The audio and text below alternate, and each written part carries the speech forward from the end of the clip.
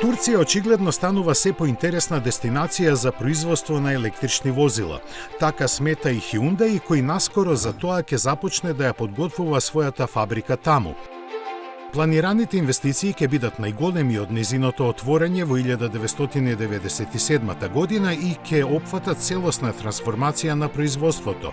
Во оваа фабрика, која се наоѓа во градот Измит, на околу 100 километри од Истанбул, досега се произведени повеќе од 3 милиони патнички и комерцијални возила, од кои голем дел пласирани на европскиот пазар. Во неа работат 2400 луѓе, а производственото портфолио моментално ги вклучува ID10, ID20 и Байон. Значајно за економијата на земјата и тоа што околу 55% од деловите и компонентите се добавуваат локално.